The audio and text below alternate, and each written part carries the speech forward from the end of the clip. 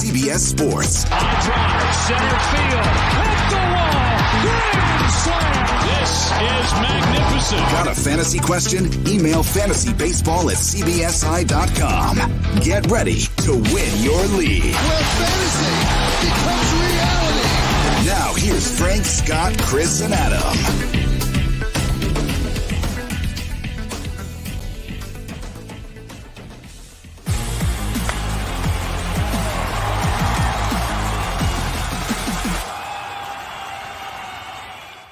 Which players do we keep drafting and which ones are we scared of? Welcome into Fantasy Baseball today. Frank Sample joined by Scott White and Chris Towers.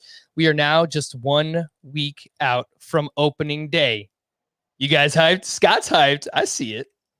Oh, yeah.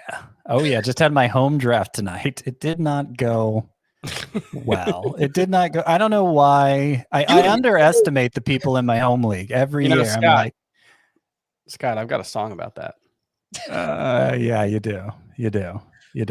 We will debut that on tomorrow's podcast when Adam Azer is here, because Adam is an alternative rock. I feel like Adam will appreciate that. He will appreciate it. But Scott, you would think that we're professionals, right? Like, we've been talking about fantasy baseball for the past, 4, 5, 6 months, whatever it is. Well, I wouldn't even dare estimate how many mocks and or real drafts I've done up to this point, March 24th. So I feel like I have a major advantage over these people who I think some of them it's probably their only fantasy baseball league. I would guess 25 you've probably done at least, maybe more, because that's just mock drafts, I would think. There's a major scoring quirk in this league. It's the league I played in for like 20 years. It's a 10-teamer, but there's a major scoring quirk, a points league.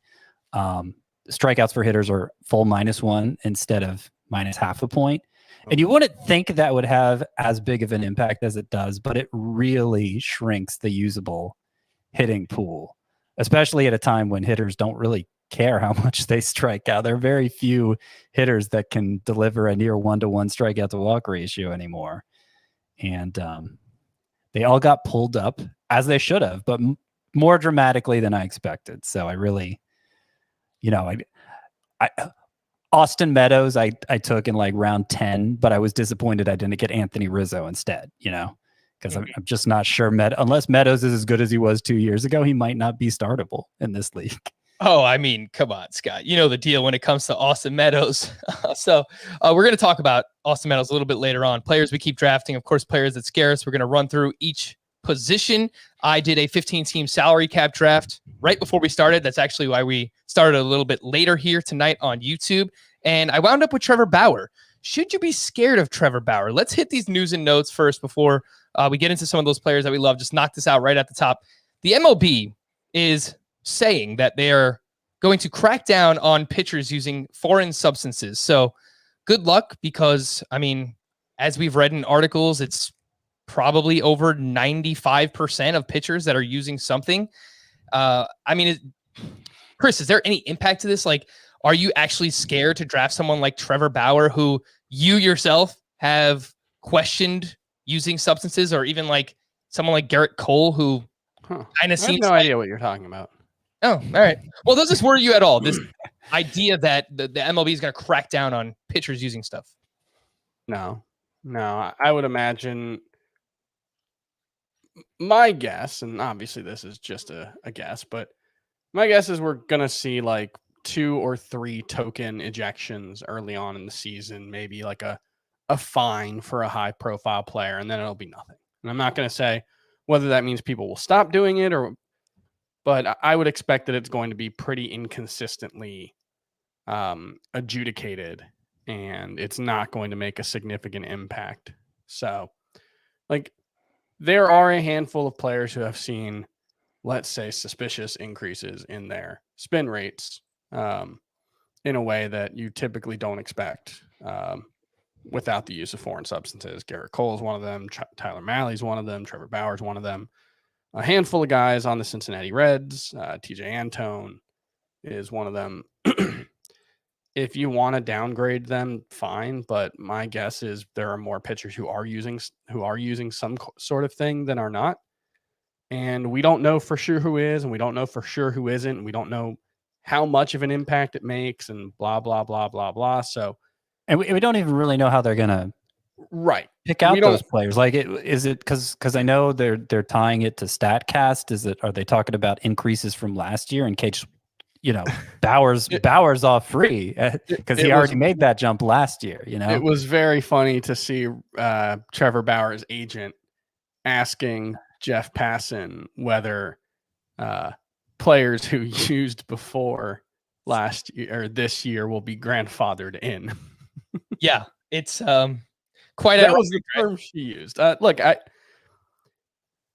have a hard time believing that they would take the two, because I mean, really, the two most high profile people involved in this that we talk about and know of are Garrett Cole and Trevor Bauer. They're inextricably linked. They pitched together at UCLA. They apparently don't like each other. Trevor Bauer accused Garrett Cole of doing this. Trevor Bauer then apparently seemed to do the same thing. I have a hard time believing that Major League Baseball is going to take the guy who signed the largest contract in Major League history for a pitcher and the guy who signed the largest annual contract in Major League history for a pitcher and suspend them for any significant amount of time or do anything that would make it so that they're not going to pitch at a high level. So I don't know, from like a moral and ethical standpoint, like they should just let them all use it. It's good when pitchers have better grip. Yep. Yeah. Wasn't there some talk in the offseason that MLB was like developing its own substance for them to use so that it would at least be uniform? Yeah. Mm-hmm. Yeah. Look, if anyone's going to let you get Trevor Bauer or Garrett Cole at a discount, yeah, sure, take it. That would be my advice to you. How about let's talk about another player that I won tonight in my salary cap draft. It's all about me, apparently. White Sox Vice President Ken Williams apparently that was a bad pick, man. What? Ken Williams? Ken Williams? Yeah, I took him on my team. Yeah, I don't think he's gonna do much.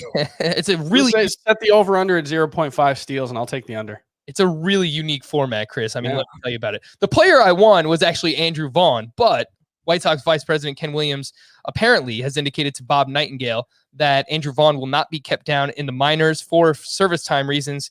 He had this to say: "We understand the service time issues that play here, but our feeling is that when you're ready to help the major league club, there's a spot for you. We're trying to put the best team out there. We have proven that over and over again." Scott, I don't know if this changes anything, but would you like to react? Yeah, I mean, it kind of confirms what people throughout the organization have been saying all along. Of course, there's no way Ken Williams would say, we are going to send him down for service time reasons. That's not something he would be allowed to say. But, he's had a great spring. Vaughn has. Tony La Russa's raved about him at every opportunity, really likes the quality of his at-bats, et cetera, et cetera. To me, it's immaterial at this point. Like, you'd rather get the 2 extra weeks from Vaughn, of course. But 2 weeks is just a drop in the bucket in the course of a baseball season. And, if you have to wait 2 weeks longer for contributions from Vaughn, that 2 week difference doesn't change where I'm drafting him. Mm-hmm. It'd be the same point whether I knew he was going to be up for the first 2 weeks or not. Let's stick with the White Sox. Eloy Jimenez left with a shoulder injury on Wednesday during a spring game that he apparently was trying to rob a home run.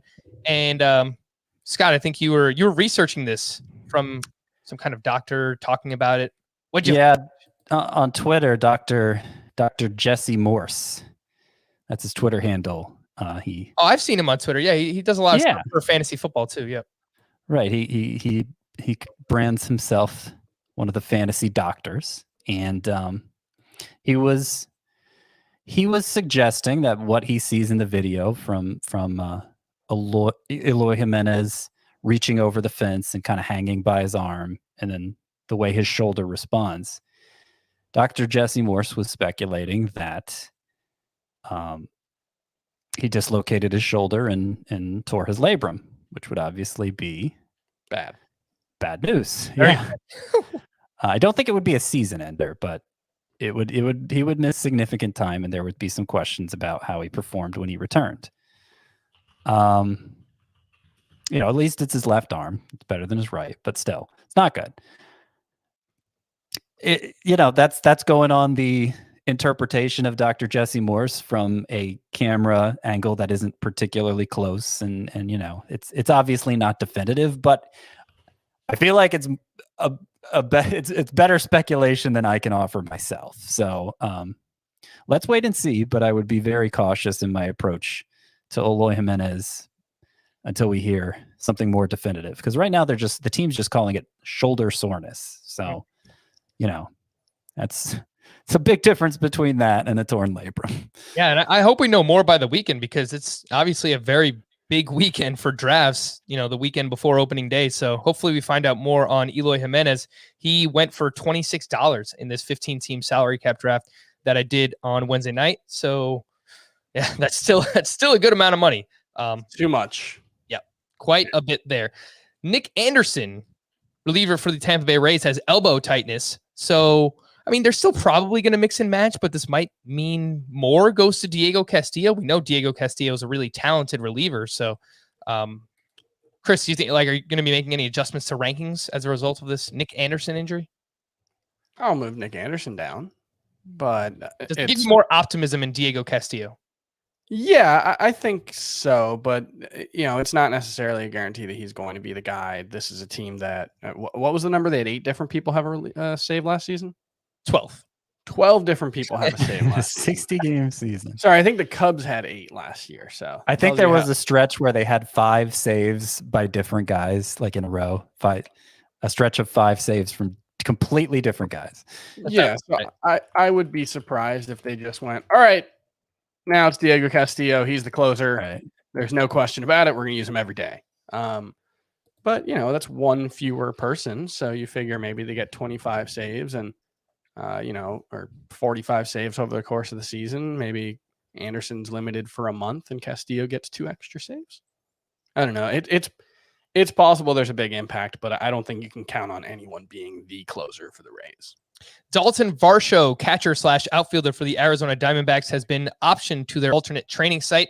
So I assume that means Carson Kelly will continue to get the bulk of starts at catcher.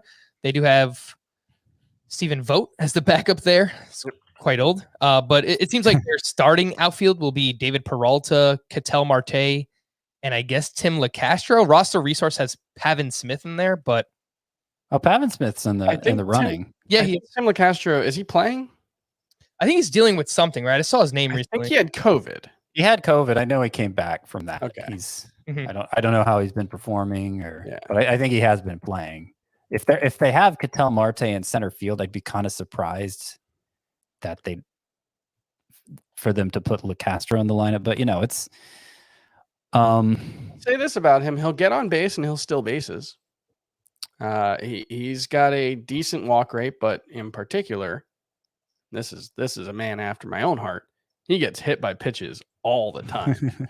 He just loves getting hit by a pitch. He had 482 plate appearances last year, 22 in 250 the year before. So limited sample size, but 365 on base, 256 batting average, and 26 stolen bases without a caught stealing so far.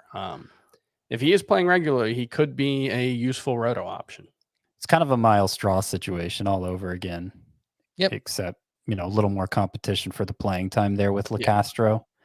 A couple things.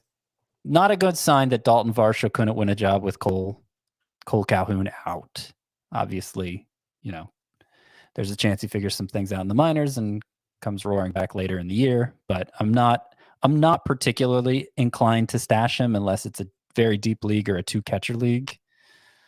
2, good news for Josh Rojas, right? Sounds like second base job is his. Mm-hmm. Yeah, no, that's great. Josh Rojas has been awesome in the spring, and we spoke about him the other day as one of Chris's favorite deep sleepers. It definitely helps his playing time as well. Harrison, go ahead. I just want to point out Tim LeCastro in his minor league career, 5.9% walk rate, which is pretty bad. 6.3% hit by pitch rate. I never knew that. You looked at hit by pitch. Love to see that. I'm a big Derek Dietrich fan. Hit by pitch is like just as good as a walk, except sometimes you get hurt. Who was that guy for the Rays a few years ago? I remember you liked him for the same reason. right-handed batter. Yeah, I can't remember what his name was, but yeah, I remember who He played for the Cubs too. I can't remember. Yeah, was he on Cleveland as well at one point? Yeah, I'm gonna see if I can find him. Yeah, no, I know who you're talking about. Yeah, I love a guy who gets hit by a pitch, willing to do anything to get on base. Harrison Bader, outfielder for the St. Louis Cardinals, will miss 4 weeks at a minimum. So it seems like Lane Thomas, Austin Dean, or a gentleman named Justin Williams is going to get the opportunity to start in right field for the St. Louis Cardinals. Steven Brault, who was supposed to be the opening day starter for the Pittsburgh Pirates, has been shut down at least a month with a lat strain. Tyler Anderson looks like he's going to be their opening day starter. Good luck, Pirates fans. But if you play in an NL only league, sure, Tyler Anderson. Kyle Wright was optioned. Scott, any optimism for Bryce Wilson?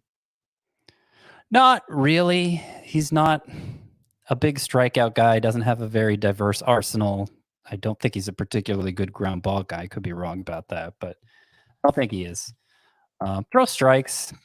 Yeah, I mean, to me, he profiles as a back end guy, and I doubt he'll have a spot for long because Mike Soroka is well into his recovery. By the way, I looked it up. Brandon Guyer. Brandon Guyer. Yeah, people in the comments section beat me to it. Yeah, he had a 2015 Brandon Guyer hit by pitch 24 times, 2016 31 times. Yeah, but only a 5.7% hit by pitch rate. So our guy Tim LaCastro still the reigning champion. Derek Dietrich was 4.9%. So wow, the YouTube chat is crushing it. Way to go. We got some real baseball nerds here, and I love it. That is great, man. Getting some Brandon Guyer love. Did not expect that today. Last thing I'll mention, unfortunately, my guy TJ Antone will open the season in the bullpen for the Reds. I think it makes sense. He's dealing with an injury, so he hasn't really had the opportunity to get stretched out. So love it. For his value. I mean, I still think he could be valuable. If people are going to move him down draft boards, like he's going to be in the rotation at some point. If he's not, he's going to pitch multiple innings at a time. There's going to be a ton of strikeouts. Yep. This is a kind of pitcher who I'm drafting a lot of, and I have a decent amount of TJ Antone. Alex Reyes is another guy. Tony Gonsolin and then Dustin May. Freddie Peralta. Yeah, guys who can be in the rotation. Or guys who can throw 2 to 3 innings at a time and get 5 or 6 strikeouts. Like I think this year, if you can get, 3 of those guys on your team and they throw 100 innings with really good ratios, that's going to be really, really valuable as someone to either just start every week or, slot in when you don't like your matchups. At least in a categories league, they'd probably be worthless in a points league, but in a categories league, unless they're starting for a bad starting pitcher crop. They may be sparks. Yeah, but even so, unless they're getting wins or saves. But that's what I mean when they get the chance to start. Yeah. Okay. I think Freddie Peralta though, like TJ Anton's been getting hyped in the fantasy community for like months and whatever. Everybody really likes him for some. I think Freddie Peralta is going to be more what they want Anton to be. I think he's going to be in the rotation sooner and maybe stay in longer and be. I think that makes sense. Why can't they just both big be strikeout source? Why can't they just both be awesome? Well, they could be. I think Peralta should be getting the hype that Anton's been getting. Is what I'm saying. It's like, what is it? A GIF or a meme? Why not both? Yeah, get both of them. TJ Antone and Freddie Peralta. Quickly promote a few things before we get to the players we keep drafting and players that scare us. But you have drafts this weekend, of course. Just a reminder that you can download our Fantasy Baseball Today Draft Prep Guide for free over on the website. The link for that is cbssports.com/FBB Draft Kit. It has all of our rankings in there for head-to-head points, roto. There are salary cap values. There's a tracker for your draft if you want to, just mark down everyone that's on your team throughout points. There's different kind of strategies and tiers. There's everything basically that you need to dominate your draft, and it's for free. So why not get it? It's cbssports.com/FBB Draft Kit. And the moment you've all been waiting for, the announcement, right? I probably should have led with this, but whatever. Missed opportunity. Listener League winners. I've conjured everything up. I got it. Woo. And this is what we are going to be doing. I think that I did this backwards. But for the 16 team for the people head-to-head categories draft this Sunday, which will be held at 6 p.m. Eastern time, the winners Of course, joining Frank, me, Scott, and Chris. I made it. That's right. You did. Yes. Mark Clemens. Woo! Stephen Lip. Mel Sanchez. Brian Mayer. Antoine Malone Jr. Matt Angelo. John Meyer. Eric Hall. Corey Barite. Hope I got that right. Jason Redford. Christopher Ruohonen. Carl's Barr. And Paul McGowan. If I just called your name, you are in the 16 team for the people head-to-head categories league. No, Heath Cummings isn't in it anymore. I asked him if he wanted to be. He said, "No, I'm out. I'm done." He doesn't listen to the podcast anymore. He missed the submission deadline. He's out. Let's change all his garbage rules then. We certainly can, or maybe we should leave it up to. We leave it. It's the Heath Cummings Memorial Garbage Rules League. That's the new rule. That's your name. I'm down with that. For the 12-team head-to-head points listener league that we will be doing, that draft will take place the next night, this upcoming Monday at 8 p.m. Eastern time. Adam and myself are actually going to be sharing a team, so that should be a lot of fun. I'm pretty sure it's just going to be him saying, "Draft whoever you want, Frank," but we'll make sure that we get you. Scott and Chris, you guys both made it again. Congrats. Sean Millerick made it for making this awesome piece of work.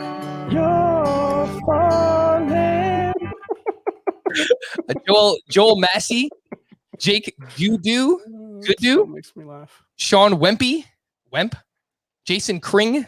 I'm sorry if I'm messing up your names. Brian Fink, Tyler Wilhite. We'll go with Will Height. Gabriel Molina, who is actually leading our bracket challenge right now. And I realize it's kind of weird because the March Madness bracket is not over right now, but we've got to go with who's in first place right now. Whoever actually wins the bracket, you're the one who's going to get the $100 Paramount Plus gift card. So we're definitely going to follow through on that. But Gabriel Molina, you are leading right now. You are in the 12-team points league. And last but not least, Aaron Holcomb. The submissions for this were awesome. Once again, last year we had the songs, the creativity, the thoughtfulness, and people who didn't send in Photoshop things. I mean, there was a few people that sent in like poems and song lyrics and just like awesome reasons why you should be part of the league. Some of the people who made it into this league are servicemen and workers. I chose someone that was in the Army. There's another teacher in here. So all different kinds of people. We're looking forward to playing with you. It's going to be a lot of fun. Again, those drafts are coming this weekend, and congratulations to everybody who is going to be a part of it. All right, the players that we keep drafting and the players that we are scared of. What we're going to do is go position by position. And guys, we need to be brief. Rapid fire. I say this all the time, and it never actually works. So maybe today's the day. Scott, why don't you get us started with the catcher that you keep drafting? Well, see, I thought I was going to be ahead of the curve here since I just wrote the article, the players I keep drafting, but I didn't include a catcher in it. So this was actually very hard for me to do. I will admit. It's like I'm trying to look through all my teams and I'm like, I don't even know. Who do I keep drafting? Yeah, I'm sure the catchers I'm most invested in are like Francisco Mejia and Dom Nunez, but you have to play in a pretty deep league for them to be of relevance. So I'm going to say it's probably Mitch Garver for the majority of the audience, because he's basically free in a one catcher league, and there's good reports out of spring training. The numbers aren't good. He hasn't played that much, but it sounds like the Twins are pretty confident he has a swing back after an injury plagued year. And he was far and away the best catcher on a per game basis in 2019. So I'll take a shot on the upside, especially in a one catcher league where if it doesn't work out, there are going to be options on the waiver wire to fall back on. Chris, the catcher you keep drafting. I was trying to do some quick research, but I guess I'll. I have been keeping track of my most drafted players. I just don't have a catcher in that list yet. So I can go if you want to keep researching. I could use one. Well, actually, the player that I keep drafting most at catcher is actually the catcher that scares me most, and it's Gary Sanchez. So I'm just going to include those together. I think that his upside is massive. I also think his floor is terrible, and I understand why people are scared of Gary Sanchez.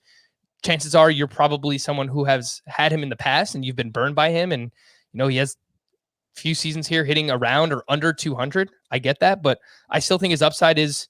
I don't think he's ever going to have a great batting average, but can he hit 240, 250 with 30 plus home runs in that Yankees lineup? Sure, I think so. I will also point out that since I was hyping him up earlier in the spring when he hit a bunch of long home runs, he has not been as great since, and he's still striking out a lot. So there is a ton of risk. I get that, but Sanchez is going later than he's ever gone before. ADP is right around 150. At that point, I'm just trying to find a catcher who has upside, and Gary Sanchez is that guy. So he is both the catcher I'm drafting most and the one that I'm scared of most as well.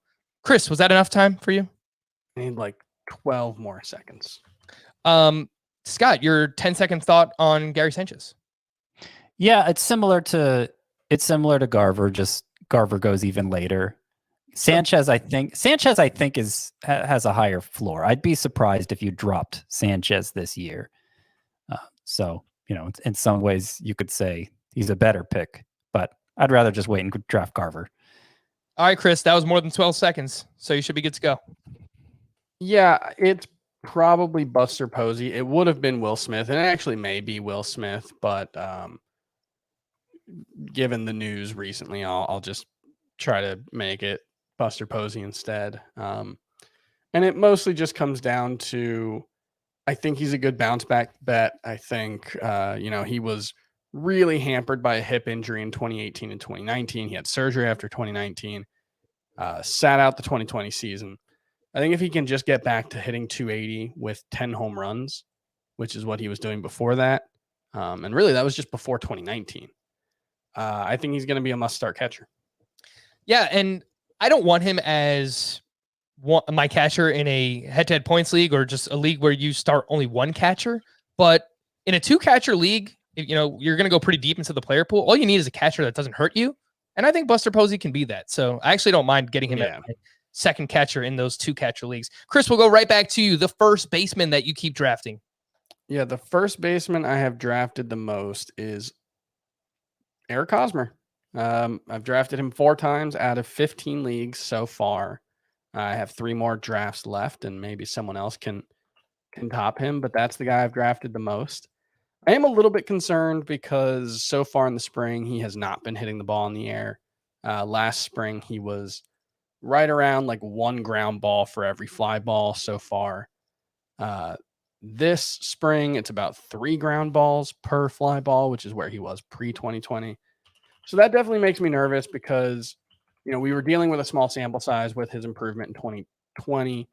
And, he made conscious decisions to do that. So it wasn't like it was just a fluke. He didn't quite sustain it all season, but he was consistently above where he was in previous years. He hasn't been that so far. But even if he's not that, I think he's probably going to hit 270 and drive in a ton of runs in that lineup. Chris, did we just become best friends? Is Eric Hosmer also your guy? Eric Hosmer is the first baseman that I've drafted the most. And I do play in a lot of 15-team leagues over on the NFBC, and those are roto. And I don't mind waiting and grabbing someone like Josh Bell a little bit later, or Eric Hosmer, or even Rhys Hoskins as a fallback option in a league that deep. And in Tout Wars the other day, that was a 12-team head-to-head points salary cap draft.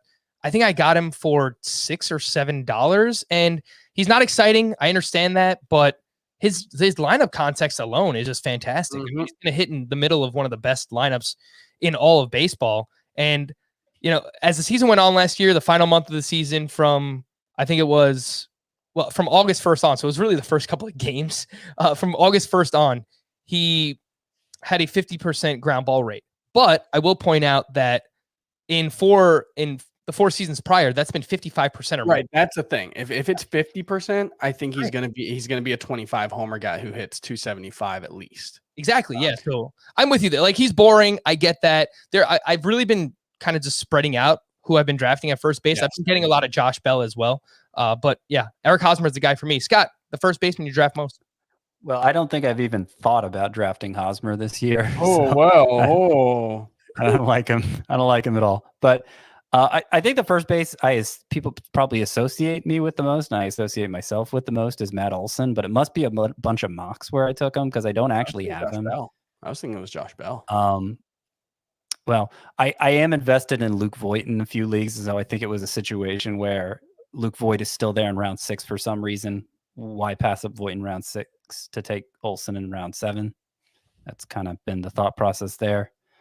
I'm going to say Andrew Vaughn is probably the one I'm most invested in, because there are some leagues where I'm counting on him as my actual first baseman, and there's some leagues where he's like a corner infielder or even a bench bat. Getting a lot of Vaughn. Yeah, I've been getting him too. Just got him tonight again, and I have a few deeper leagues where I wind up with him as my corner. And I know you've made the comp before, Scott, of Pete Alonso. I don't. No one's saying that Andrew Vaughn's going to go out and hit 50 home runs, but can he have a significant fantasy impact in his first season? Yeah, I do think that's possible. Scott, we'll go right back to you. The first baseman that scares you most. Oh, did we do that at catcher? I don't think we did that at catcher. All of them. Did we do that? Oh yeah, I think I only spoke about my Gary Sanchez. Yeah, double down. Give me the catcher and first baseman you're scared of. Okay. So the first baseman I am scared of the most is I'm going to say that it's kind of Cody Bellinger, I think. I think that's the obvious answer. Yeah. Yeah. For the cost, I mean, obviously, if he's there in round 3, I might hesitate, depending who else is there. If he somehow makes it to round 4, then obviously you take Cody Bellinger, but that's never going to happen. The catcher I'm scared of the most is, I mean, I guess Gary Sanchez, but I'm not really that scared because it's not a huge investment. I don't know. Nobody's that. They're all kind of the same level of scary in a way. Yeah. Maybe Will Smith, I guess. Like it seems like his value's slipping based on the reports he's only going to start 90 games, which I think it'll be closer to 110. But the point is, there is going to be a playing time concern there that his ADP hasn't, the overall ADP hasn't accounted for. Chris, the first baseman and catcher, since I somehow skipped you for that one as well, that you are scared of most. I think at catcher, it like Scott said, I think it's kind of all of them. Like, except for JT Realmuto, I think things can go very wrong for any of them. I think that they all have a relatively low floor. Just give me a name that you see in the draft room and you just... Gary Sanchez. Okay. I mean, Salvador Perez is another one who I've just had no interest in drafting this year. Because the price is up. Yeah, but like he's probably going to hit 25 homers. There's only so little Salvador Perez can do. The first baseman I'm most worried about, it's Cody Bellinger. It has to be, I think, given the shoulder, given the fact that we haven't seen him play much in the spring. We're not 100% sure how ready he is. Shoulder injuries can have a lingering effect. So if he was healthy, I think I'd feel pretty good about him. But right now, I have some skepticism. I am with you guys 100% on Cody Bellinger, worried about him. And I've been that way. I don't have a single share of him. So I think I've done, 15, 20 drafts. I don't have any Cody Bellinger at this point. The only other name I will point out is Luke Voit, for just the possibility of this plantar fasciitis foot injury, just kind of like turning back up again, because it kind of hampered him a little bit towards the end of last season. In the postseason, there was talk of him in the offseason. He got a platelet-rich plasma injection in his foot to treat this, and he has orthotics in his cleats. So, I mean, it's enough of a deal where like he had to have special cleats made for him. So it's just orthotics are great, man. Though I speak from personal experience, life-changing. I can actually continue to walk around pain-free after a visit to the grocery store, which used to be an issue. Well, I hope it's the same for Luke Voit and anyone else who has drafted him to this point. Scott, at second base, who do you find yourself drafting most? The second base, I have a lot of second basemen that I draft a lot. But the one I draft the most of all, I know it's technically Brendan Rodgers, but again, that's really deep, and I'm in enough 15-team leagues that it's just easy to take him at the very end of it. So I don't know how helpful that is. But otherwise, it's probably he's not second base eligible yet. I was going to say Tommy Edman. I want it to be Ty France. He's not there yet. I've got a lot of Jorge Polanco. Like these are, I know it's a lot of low end guys, but I kind of end up with too many second basemen on my bench at the end of every draft because there's some really late options that I like, and then earlier I'm just taking whoever whoever falls to me. So I don't think I'm especially invested in any one of the high end options. I think that's the best answer you're going to get. Chris, the second baseman you find yourself drafting most? Ketel Marte. It's an easy call for me. I've drafted him in 7 of my 15 leagues. Him and Byron Buxton are my most drafted players so far. And I pick him on average 61st overall. His ADP is 84th. So I am very happy to reach on Ketel Marte. I think he's going to be a stud. I think he's got a pretty good chance to be the best player at the position.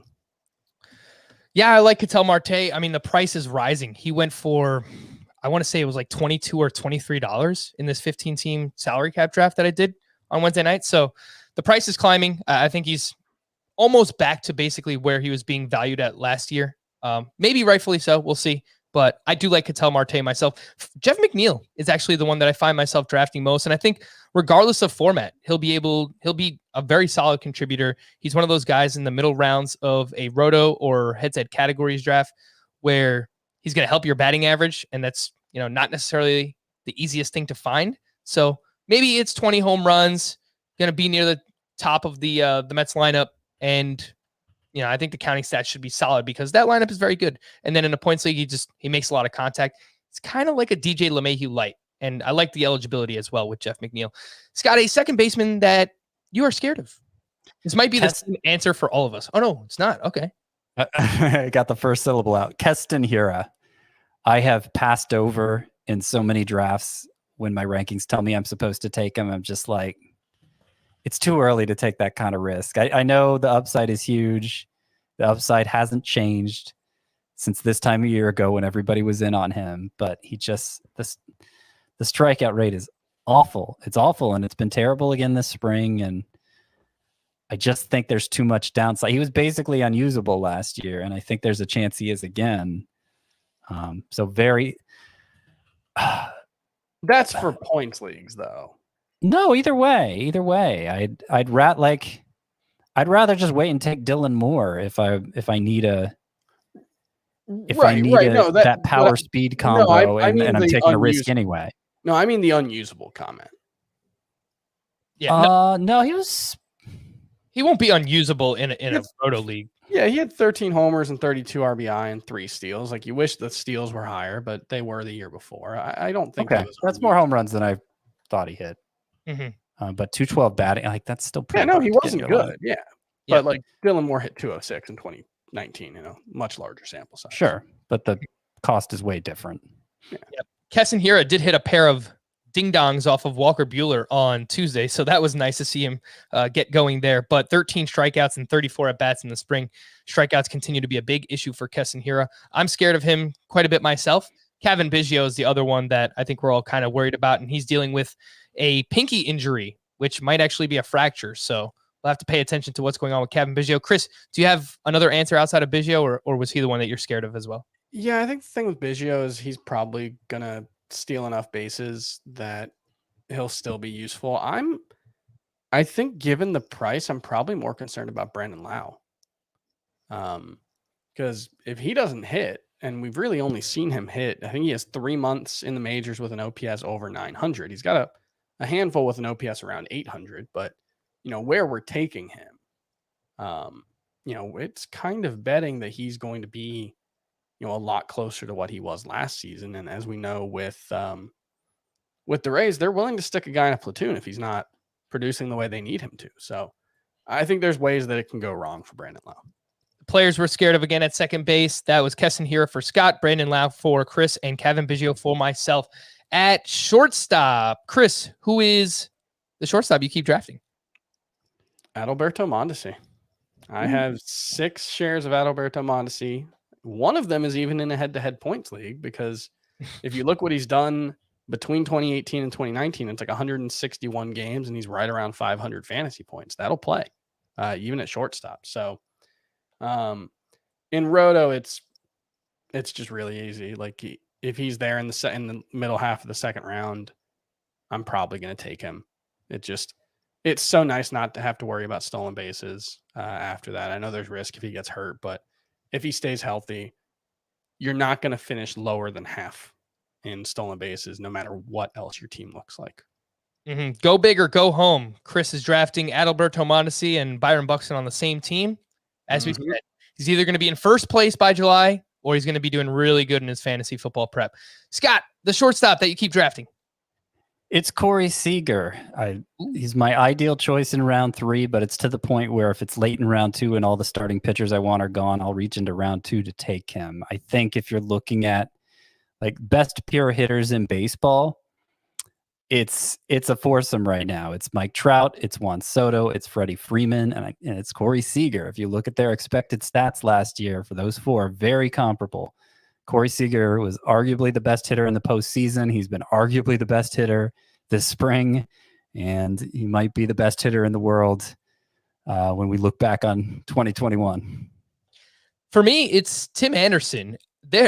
Look, if Tim Anderson has a bad season, that is maybe the player that I have the most riding on this year. If he's awesome, I'm going to have a pretty good season. If not, better luck next year because I do have a lot of him. But I think, where he goes specifically in roto or head-to-head categories, someone that can contribute both batting average and a good amount of steals. We think that he has the talent to steal maybe 30 plus.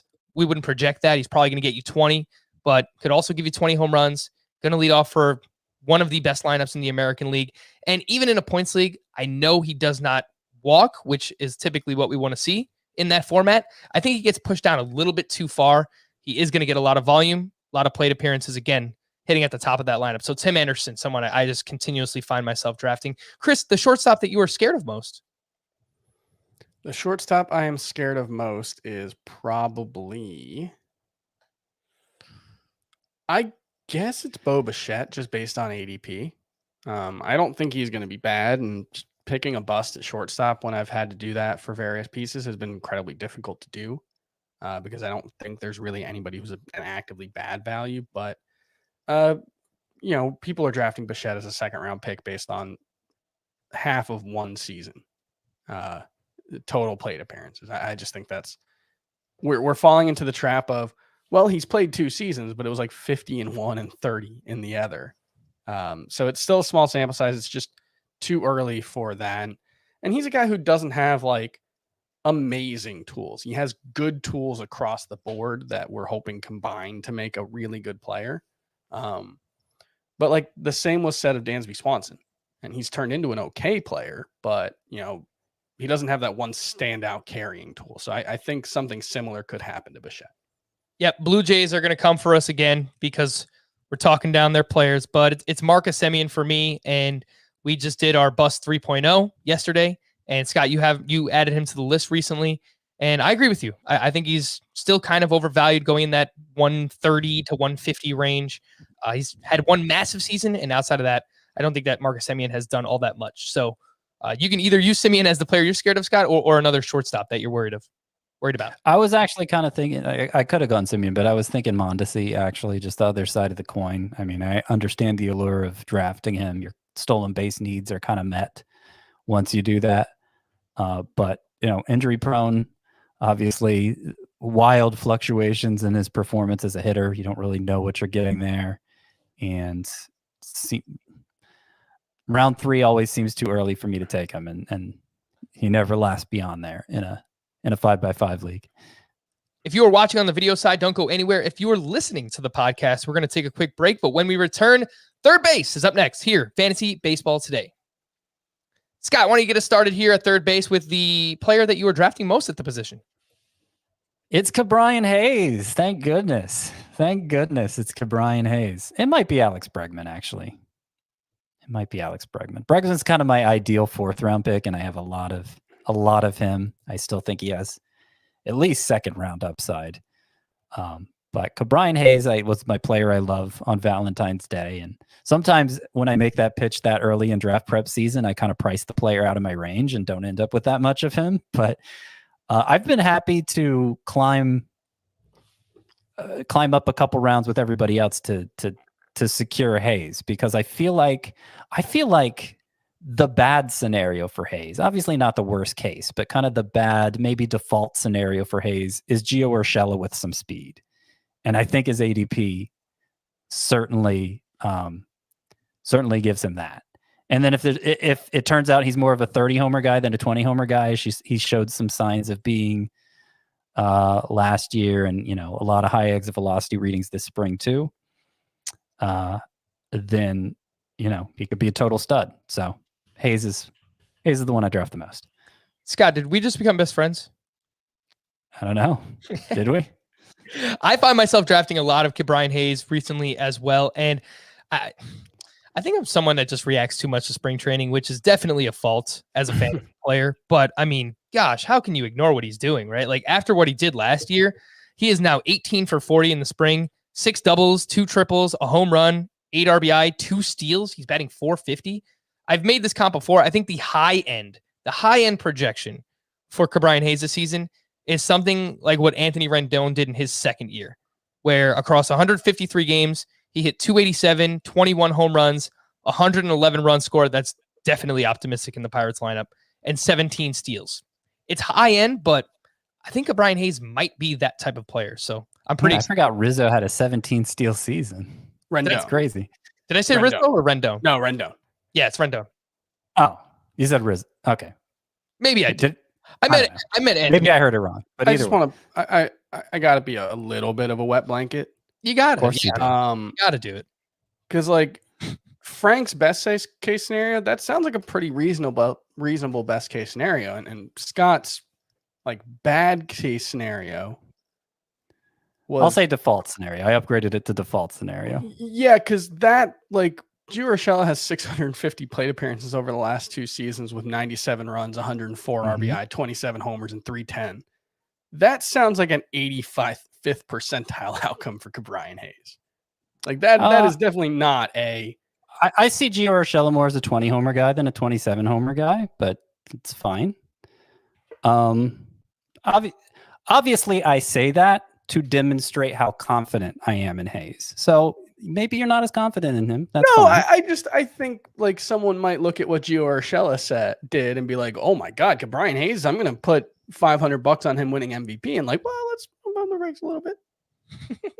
I mean, other than the fact that he plays for the Pirates, look, I don't gamble myself, so when you're considering gambling decisions based on anything I say, just keep that in mind. I don't want to send anybody to the poorhouse, but yeah, I have a lot of confidence. I think we need a more reasonable range of expectations presented on the show. Okay. Brian Hayes is still a young player. There's a chance that he's good. He's not. There's a chance that he is not as good as what we've seen in the spring and what we've seen last season. And maybe he really struggles early on. And this time around, seeing major league pitching, and I think it's within his range of him being sent down. I don't think that is crazy. But would I project it? No, I think he's a pretty damn good player. My point is, I think he's a safe bet for 20 homers. I think he's a safe bet for batting average. I think he'll run a fair amount. That's really what I'm saying. If I'm underestimating Gio Urshela, then so be it. But yeah, that's what I'm thinking for Hayes. Chris, the third baseman you draft most, I have a feeling it's not Brian Hayes. No. So I don't have anything against him. He's had a really good 24 games plus a spring. Manny Machado / Rafael Devers. I have them both in 4 out of my 15 leagues. And so it's basically, if Manny Machado is there in the 3rd round, I will take him. If Rafael Devers is there in the 5th round, I will take him. Both of them have to slip. It happens sometimes. My average pick on Manny Machado is 28. My average pick on Devers is 41. So I think they're both going to be phenomenal. I think they're both borderline 1st round caliber hitters. And if I take Shane Bieber, Jacob deGrom, or Garrett Cole in the 1st round, I'm glad to end up with one of those 2 as one of my first 3 hitters. Scott, the third baseman you're scared of most? And Jose Ramirez, I also have 4. So I'm gonna have one of those 3 on my team, I guess. Nice. I added Nolan Arenado to my bus, but the one I'm actually scared of the most, and I know Chris doesn't like this, and I don't know that I have rational reasons for it, but I'm treating, maybe I have confirmation bias over Chris Bryant's 2020 because I already saw him as a player in decline in a way the numbers hadn't reflected yet. And so then he drops off last year, and there it is. It's happening. I haven't had any interest in drafting Chris Bryant at all this year. Same Z's. Chris, the third baseman. That's probably Arenado. Maybe like I haven't drafted LeMahieu at all, but I'm not really worried about him. So it's probably Arenado. Let's move over to the outfield, and we'll go right back to you here, Chris. Which outfielder do you find yourself drafting, whether it's early or middle rounds? Who you got? You know who it is. It's Byron Buxton. I have him on 7 of my 15 teams so far. I've got 3 more drafts. I think there's a decent chance I end up with him in 10 of my 18 total. The funny thing is, my average Byron Buxton pick is 120.3 and his ADP is 113.4. So as much as I like Byron Buxton, I've only taken him ahead of his ADP 1 time out of the 7 times I've drafted him. So just keep letting him fall, folks, because I am glad I will be there when Byron Buxton falls after running into the outfield wall or one of his teammates or biting into a stake. I will catch him. So, yeah, just like a guy with legitimate 30-20 potential all day after pick 100. Chris, I'm sure you didn't listen to the mailbag that Scott and I did alone, but I actually started with the reason you weren't there was because you cracked your tooth eating steak. Look, man, that's not with steak, but that happened to me once. It's not fun. I had to get a root canal. Root canals are the worst. So, you know, I can also empathize with Byron Buxton. You know, fair enough. Scott, the outfielder you keep drafting? It's actually Will Myers, who I don't feel like we've talked about much, but when I was initially making out my rankings in October, I looked at Will Myers, I looked at Teoscar Hernandez, and I said, okay, there are a lot more reasons to believe in what Will Myers did than what Teoscar Hernandez did. So I put Will Myers ahead of Teoscar Hernandez. Little did I know Myers was going to go 40 picks after Hernandez on average. And I don't understand it at all because there's a better track record. He actually made improvements with his plate discipline in the short season. Who knows if they'll last, but at least they were there, unlike Hernandez.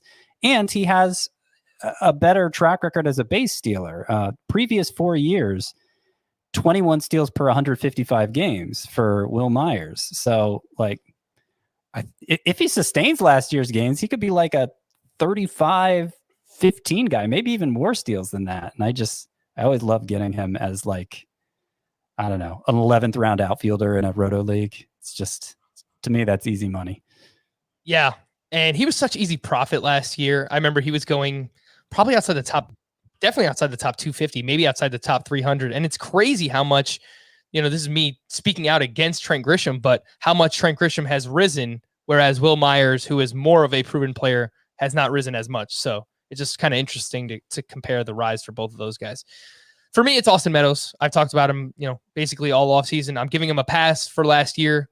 Dealt with COVID right before the season started, got a late start. I think he came back 2 weeks in, and then he strained his oblique, and it was really just a mess of a season for him. I'm not completely sure that he gets back to the top 15 outfielder that he was back in 2019, but I think 25-plus home runs, double-digit steals in a pesky Rays lineup is the term that I'll use. I think that's definitely possible for Austin Meadows. I really like his price tag this year. Scott, the outfielder that you are scared of most? Yeah, that's a good question. I probably should have been thinking about it. You know, it's probably the other side of the coin, Teoscar Hernandez, who I've talked about how he's the bust I'm most confident in, and I kind of laid out the case for him when describing Will Myers. So let's go with Teoscar Hernandez. Yeah, whenever I see the name, I don't really have a good reason to believe that this guy is done outside of just he's getting older and was not good in September. But Charlie Blackmon, it doesn't seem exciting. Nolan Arenado is not on the team anymore, so the lineup context is clearly lessened. That's going to bring the counting stats down for Charlie Blackmon. Maybe he still hits 280 and, 25-ish home runs, and that would be a fine season for him. But that September was really bad. I kind of just think he's on the decline. I'm not very excited about Charlie Blackmon. Chris, the outfielder you're scared of most? Yeah, unless they dig a tunnel about 5,000 feet down and move the stadium, I'm happy to take Charlie Blackmon in I've gotten him in the 8th or 9th round. Sure. He falls way too much. I think he went in the 11th round of my main event draft over the weekend. That's a 15th. Yeah, that's just. I was going to take him that round if he fell to me. I was all the way I think I had picked 14 in the 11th round. I would have taken him, but he didn't. Like he's never hit 280. Yeah. Except for 102 plate appearances in 2011. He's been higher than 280 every single season. So I don't care if he's not good anymore. He plays at Coors Field. Sure. Guy I'm most concerned about is probably, and this, is more true now, and I maybe wouldn't have picked him before the injury tonight, but Eloy Jimenez. I definitely had some questions about his ability to live up to his lofty draft status just because he is so dependent on being an outlier in BABIP and home run to fly ball rate. Because he strikes out too much, because he hits the ball on the ground a relatively high amount, not quite a 2019 Eric Hosmer level, but maybe a post August 2020 Eric Hosmer level. So there's just a chance he's like a 275 hitter with 28 homers, and that's good, but like he could be Michael Conforto, who's a lot cheaper. Chris, the starting pitcher that you find yourself drafting most, I think I can guess this one. I'm going to take a shot. Is that all right? Yes, there are 3 answers that would be correct. Well, one of them has to be Ian Anderson. That is the first one. The other one is Zach Greinke. No. Ooh, No. Max Scherzer. Surprising. Max Scherzer also no. I have Scherzer and Greinke 4 times out of 15. Oh, all right. Well, then I give up. Ramon Marquez and Sandy Alcantara. Okay, yeah. So, All the Marlins, duh. I mean, only one plus a Brave. No, Anderson. He's the one I reach on. I take him 82nd on average compared to a 103 ADP. Marquez and Alcantara are both, in the hundreds. Alcantara's 111, 118 by my picks, 173 for Ramon Marquez. Alcantara's a little higher than ADP, but he seems to be getting pushed up to that place anyway. And I think in Marquez and Alcantara's cases, I just think they're solid, reliable innings eaters that I'm not going to have to worry too much about. Marquez, obviously, I can sit him on the road or at home if I don't feel good about it. But yeah, those 3 guys, totally unsexy picks. No, I'm with you with the unsexy picks because I was surprised to see this myself when I looked up my player shares, and Zach Wheeler is the starting pitcher that I drafted. I have a lot of Wheeler too. Yeah. And a lot of Wheeler. I didn't think we were going to get to this point, but just a couple of years ago, he felt injury prone. Now, all of a sudden, he's someone that we depend on for innings and volume. And, look at what he did last year. He went at least 5 2/3 in all 11 of his starts. He went 6+ in 8 out of 11 starts last year. He went 7, 1, 2, 3, 4, 5 times, 7 innings for Zach Wheeler last season. So I do think the strikeouts are going to bounce back. I know some people might look at the strikeouts and the K per 9 was below 7. That's gross. I mean, I can't defend that, but his swinging strike rate was actually better last year than it's ever been. So maybe he's not a strikeout per inning, but 8 Ks per 9, a Kyle Hendricks type. He's going, I think, a little bit later than Kyle Hendricks. Sure. Give me all the Zach Wheeler. Scott, who you got? Well, I thought about mentioning him. Obviously, there's a lot of pitchers I'm heavily invested in. Kenta Maeda, Shane Bieber, for that matter. If I'm picking between 5 and 9, I'm getting Shane Bieber most likely. But I guess the one I'll highlight here is Dylan Bundy, because I originally had him as a bust, but then it seemed like everybody else wanted him less than I did. So I just started drafting him as my 5th starter a lot. And now I'm kind of like, I'm okay with it because, his home run rate got cut in half, moving from the most hitter friendly, the division with the most hitter friendly venues to the division with the most pitcher friendly venues. It got cut in half. And, maybe it won't be that low again this year, but you look at the XFIP, which measures fly ball rate as opposed to home run rate, and it was still 375-ish. It's not like it was a scary XFIP for Bundy. I expect him to pitch deep into games. He's going to have more than a strikeout per inning. I wouldn't want him as my number 3, but as my number 5, that sounds like a guy who's just going to bolster the already strong staff you've put together and will be ready to slot in as your number 4 or number 3 if injuries set in. Because, obviously still most of his starts this year are going to come in the AL West, those big parks there, including his own home park. Chris, you're right there. You having some lighting issues? It just keeps turning off, but it's... I imagine your cat is just up there. No, it's nothing's near it. That's what's weird. It's a light that you turn on just by touching. And then I move away and nothing's touching it. and it'll probably turn off fairly soon. So, sorry, just Those got are- distracted there. I heard nothing of what Scott said because of the ghost turning my light off. He likes Dylan Bundy. That would be the opening day starter for the Los Okay. Angeles Angels. I wrote a song about that. That's in the song. Scott, the starting pitcher that you are scared of most. Well, I mean, I would have said Dinelson Lamet if we did this a week ago, but he's kind of fallen to a point that I'm okay with it. I'm probably going to say Sonny Gray. I can't see myself investing in Sonny Gray. I think it's a mid-range outcome is the hopeful outcome for him this year if this back issue still hasn't gone away dating back to last season. And obviously there's more downside from there.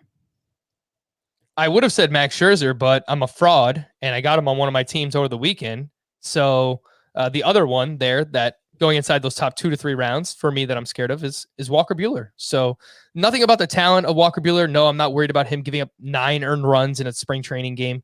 But between the blisters last year, the fact that we do have workload concerns, the Dodgers have a lot of depth, and they need Walker Buehler for the postseason. They kind of care about the regular season, but they care about the postseason. They want to go out and they want to win World Series. So I think Buehler can give you 170, maybe 160 innings that are probably really good, but there's not much margin for error there when it comes to. Yeah, I don't know why I didn't say him. That was my take first, Frank. You stole my take. Yeah, I mean, my Walker Buehler take. What have you called it? The homogenization of our rankings? We're all just coming together. We're blending. Yeah, it's true. The mind melt is happening. Except for the guys I like. Yeah, I mean, well, when Scott, boast about Cabrian Hayes for 6 months straight, of course I got to draft him, right? Scott, I'm gonna talk you into moving Byron Buxton inside your top 300 yet. 300. Maybe. Chris, give us the starting pitcher that you're scared of most. We didn't mention Steven Strasburg early in the show, right? Nope. I think it's kind of gotta be him tonight. And maybe this is just an overreaction, but he made his first start since suffering that calf injury and walked 5 batters and struck out 1 and gave up 4 earned runs. And he said it was, my mechanics were bad and I was flying open, and that's why I was pitching poorly, which is not really what you want to hear in the penultimate start before opening day. But the more concerning thing, I think, would be that after the game, he revealed that he ruptured the plantaris tendon in his calf. Apparently, that is worse than it sounds. I'm reading the MLB.com story, which sounds alarming, but luckily for the Nats, it was not the case. Quote, I guess you don't really need it, Strasburg said. It was just one of those lucky things where it went away and it wasn't a big issue. The doctor was pretty adamant about it, saying you don't really need it. Apparently, he also went on to say that if we walked on all 4 legs, on all 4 limbs, it would be an issue. So it sounds like it's like a vestigial tendon that doesn't really have much function in human development at this point. Medical students in their first year often mistake it for a nerve when they're looking inside of the leg. I've learned all these fun facts. You didn't even consult Dr. Jesse Morse on this. All of that would make me feel better if he hadn't just had the start that he had. And look, maybe it's nothing. It's one spring start. Guys are working on things. He'll fix his mechanics, but I can't feel good about him after watching that. I sort of just panic dropped him in my rankings and then realized I dropped him to 27 behind Charlie Morton. That was probably an overreaction, but I kind of just want to move him to a point where I'm not interested in taking him. And so maybe that would be 23rd behind Kyle Hendricks. That would be in the 95 range. Mm-hmm. And I feel like a total hypocrite because I think 3 days ago I was talking about how I wouldn't be that worried about Steven Strasburg. He doesn't have a history of lower body injuries, and this sounds like a non-issue. So I will point out that a lot of really good pitchers had a really bad start last time out. Ian Kennedy struck out only 1. Walker Buehler allowed 4 home runs. Trevor Bauer allowed 4 home runs. Wait, how did Ian Kennedy get in there? He struck out 1. Yeah, I think you mean someone. Oh, I'm sorry, Ian Anderson. I was like, wait. Ian Anderson. My bad. What? I was like, 1 strikeout for you. That sounds like a pretty good outing. We're not used to going this late at night, so we're a little wonky right now. Yeah, so I'm not sure. Like, I feel like I should drop him, but I don't know. I'm waffling on it. Do it, man. They're I'm your gonna right. drop him. Be I'm gonna aggressive. drop him just in front of Tyler Glass now, so he's gonna be 80th overall. Fair enough. Let's pair the relief pitchers together. Sure, you could just say that you're scared of all of them if you want to, but come on, what's the fun in that? Scott, give me the relief pitcher you are drafting most and the one that you were scared of. I could say Will Smith, but I think it's technically Amir Garrett. They're kind of my hope for my first reliever and my second reliever there. I've talked about them a lot. The reliever I'm most scared of is Craig Kimbrell. Hopefully his last couple outings shows he's fixed the delivery issue, but I'm skeptical. Fair enough. Chris, the relief pitcher you draft most and the one that you're scared of. It appears the relief pitcher I draft most is Emmanuel Clase, with a Chris Towers ADP of 300th overall. So that tells you about my approach to relief pitcher. You can read more about that on cbssports.com today. I wrote my grand unified theory of drafting in 2021 and avoiding relief pitcher as part of that. And yeah, which relief pitcher I'm most afraid of? I don't know, James Karinchak, I guess, if I can't say all of them. If man, there's a lot though. Like Trevor Rosenthal threw like 16 innings last season. Devin Williams threw like 20. Rafael Montero wasn't throwing his slider for most of it. There's a lot of people to be scared of at relief pitcher. So yeah, I don't really draft them. Mm-hmm. For me, when I'm drafting a second or third closer, it's been Daniel Bard, who's already been named the Rockies closer. I know it's kind of scary to draft any pitcher that pitches in Coors Field, but he was really good last year. He was out of baseball for, 7 or 8 years, and he just came back and he was great. So I think he's going to be the guy for the Rockies. I feel pretty confident there. And Brad Hand is the one that, usually I shy away from. And I know his velocity has been up in the spring, but he has allowed runs in 5 of his 6 spring appearances, and including on Wednesday night. So I was reading about him earlier. The Nationals want to get at least one more relief appearance in for him before opening day where he actually looks good. So I think a capable backup there in Tanner Rainey, just follow that situation. Brad Hand is someone I am a little bit worried about myself. There you go. Everyone that we are drafting and we are scared of. For Scott and Chris, I am Frank. Thank you all for listening and watching Fantasy Baseball today. We'll be back again tomorrow with Adam Azer. Bye-bye.